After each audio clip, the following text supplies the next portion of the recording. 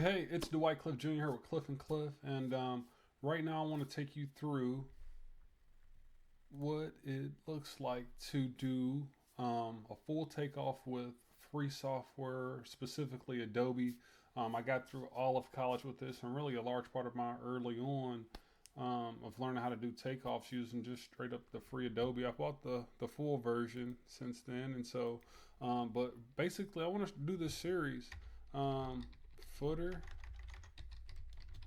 and block foundation, the floor system takeoff, wall takeoff, interior and exterior, ceiling joists and rafter, sheathing, roof and shingles, drywall, and flooring. They'll all be separate videos, but right now I want to go ahead and jump into footer and block. And my goal is to make these short and sweet. You know what I mean? There's no reason to prolong these videos and make them longer than what they need to be. And as if you already know, please support this channel any way um, you find due, whether it be a like, a subscribe, whatever. And so let me go ahead and change the. Let me get out of this here just to show you real quick. Sorry. I don't know what's going on there. But let me get out of that. I don't know what's going on here. Okay, so basically, Adobe has this free measurement tool that allows you to scale documents. And um, that's what we're about to do. And as you know, most architects say don't scale our documents, use the measurements that are on there, and do your takeoff. But with the invention of software nowadays, that was real prevalent early on. But hopefully, these architects got their stuff together and understand that, hey, we're not about to just use these measurements instead of, as much as we got all this new software, we're going to use the takeoff software. So, and all takeoff is allowing you to basically understand how much material you need for a given project, and so that you can check this whether you're a developer, real estate agent, whether you're a contractor. Really, this is geared towards contractors, but if you're a developer, a flipper, whatever have you, and you want to make sure that your contractor's getting the right amount of material or you're ordering material, you need to know this stuff, and you need to be able to do it on your own. And so the first order of business is our footer. And I got plans right here for a small addition project. I've already scrubbed most of the pertinent information on here. But as you can see, it's just a small master bathroom addition onto an existing bedroom here. We got a nice little double vanity shower, toilet room, and a nice big walk-in closet. And we won't be getting into a lot of the finishes here, but we will get into the main stuff here. And so without any further ado, what we got here is a 24 foot footer, 24-inch footer, sorry. And first order of business, whenever you're doing a footer takeoff, you need to find the center line of that footer. And we've already scaled our document. I showed you how we did that. Or I didn't show you, but I will show you. So the document here is showing a 1/4 inch to a foot. And this is the most important part about doing takeoffs from your computer. You want to make sure that if you don't get this right, nothing else will be right. So I've already got in here a 1/4 inch to a foot. That's what our document said this document is supposed to be scaled at. And so let's just double check it here with this measurement. The architect got this here at 14 foot. Let's check his measurement. Okay, so it's 14 foot. And as you know, takeoffs and estimating, it's a skill. And things won't be perfect. And you always want to round a little bit more over and a little bit under because you don't want to be wrong on the job site. And so as a general contractor, we make our money here in the office, not in the field. You execute in the field, but all the money's made back in the office and you execute out in the field. But don't get me wrong, you got to be able to produce out in the field. So I'm just saying that you don't try to make up your budget by humping on everybody in the field and trying to get everybody to cut their prices because you couldn't estimate correctly. So anyway, we found a center line here, and they got these different tools. They got distance tool. This is pretty much a straight line. They got our perimeter tool where you can make, basically go around the entire perimeter or something and get that. And then they also got the area tool down here. So with these three tools here, we can take off an entire house. But right here, we got a small addition. And so We try to find the center line of that footer here, and that footer's outlined in blue. And so we basically got about 40 linear foot of footer. And as we grabbed here from the bottom, we noticed that that footer's 24 inches. But how thick is it?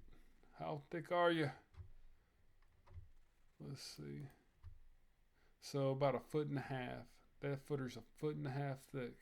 Sometimes you might end up with these weird measurements like 1.53. It's usually 1.5. It's the scale's really tight here, so you want to be careful not to overestimate or underestimate. So you got about 1.5 there, 24 inches wide, and that's exactly what we need for our takeoff. So linear footer takeoff is, and I'm gonna have this takeoff sheet available on our website at cliffandcliff.com. I'm gonna try to drop a link below so you can have that as well. But the footer takeoff, you got 40 linear foot on the length there. The width of it, we already know is 24 inches, which is 2 foot. And then we got 1.5 feet depth. And as far as cubic foot wise, we need to multiply our length, width, and depth. And that is going to give us our cubic foot. And then we divide that by 27. And that should give us our cubic yards, because that's how that works. I'm not going to get into how I found a lot of these numbers. You know, I would have a 30-40 minute video if I did that. So basically, we got about 4.5 cubic yards of concrete going in that footer. And then also, I'm gonna go back to my plans here, and it shows with rebar. And just from experience in our projects, we always put 2 sticks of number 4 rebar, that's 1/2 inch rebar inside of that footer. And so that's what we got here. And what we do, I always try to break everything is 2 lines here. So on these first 2 lines is going to be our footer. On the next 2 lines, we're going to have the rebar, just to kind of show you the methodology here. And so I'll try to create a separation here so they just won't be right on top of each other. And not to confuse you, I'll add some lines in here as well, just to make it nice and neat. Shift cells down, please. You know what? Let's not do that. Oh, we did that correctly.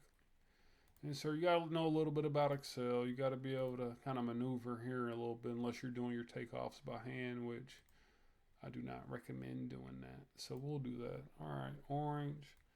And then we'll divide that up into orange too. And we'll use that block to start our next scope of work. But right now we're doing footer and foundation. And so we know we got 2 sticks of continuous rebar moving throughout that footer.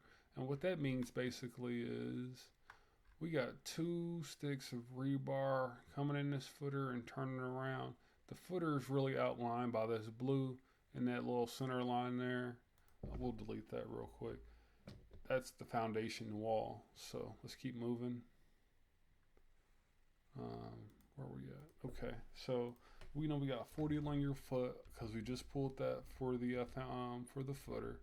And inside that footer, we got 40 linear foot of, not 40 linear foot. And I think that rebar comes in 10-foot sticks. So, but the effective usage of a rebar is probably only about 9 foot, because if you're going to,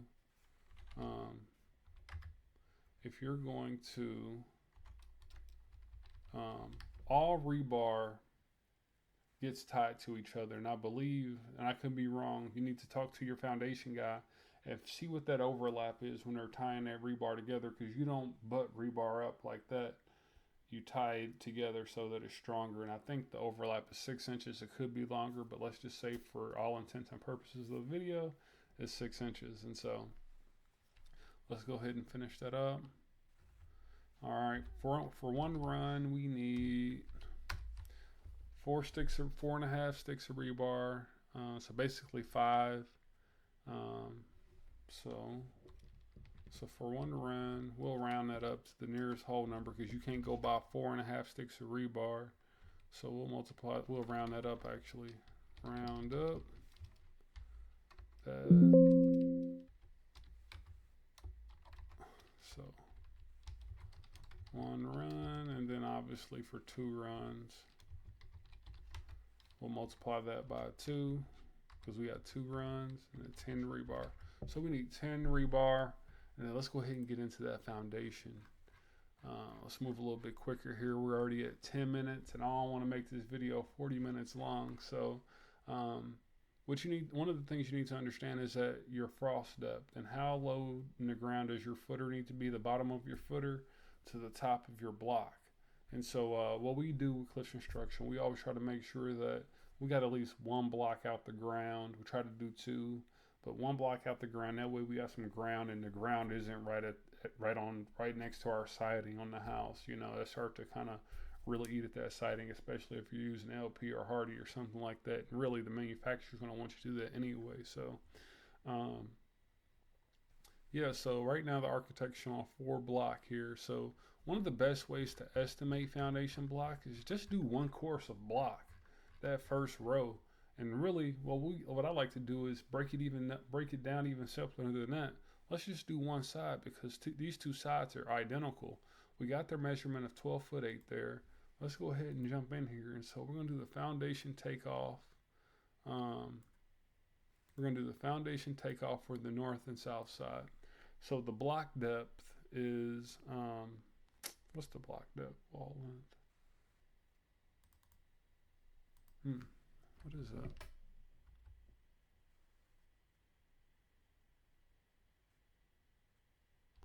So block length, sorry.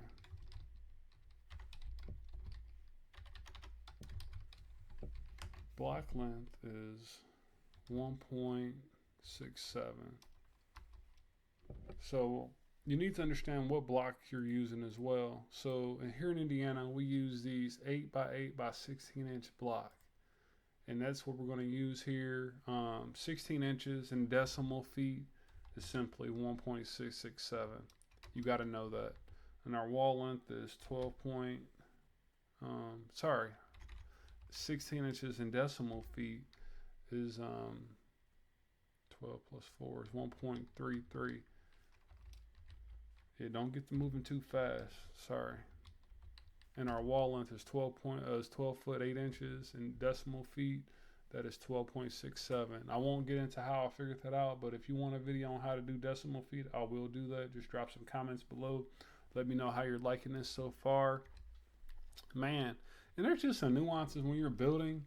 You just got to understand or figure out what the code on it, or get with somebody who knows what they're doing as far as the nuances of building. Because there's just certain things that you just can't get figured out unless you know. So anyway, the first course of block here, I'm calling it rows here on this document, but let's go ahead and figure that out. So for that one north side wall, which is 12.667 or 12 foot 8 inches, we'll divide that by the length of our block. Let's figure out what that is. Boom. That's 9 point, basically 10 block there. And so we got 4 rows. Let's figure out how many, and what I mean by 4 rows is we got 4 courses of block. I'm calling them rows, but they're courses. So we got 1, 2, 3, 4, not to get mistaken. 4 rows of block, and we got 10 blocks in each row. So let's multiply that 10 by 4. That'll let us know how much block we got. So for one side we got 40, and for both sides we got 76, but we need to, let's add a waste factor to that, because if you've ordered block before, you know that they put the corner block and the field block all in the same batch, and so you want to make sure you got enough corner block. So 80 block roughly. 80 block we're gonna need. So yeah, that's for 2 sides, and then the other side was 14 foot, right? Other side of that foundation. Yeah, it's 14 foot. So the other side of that foundation, 14 foot. I keep saying block depth, but block length is 1.33, and the wall length is 14 foot. The first row divided by the block length, they give us basically almost 11 block times 4 courses.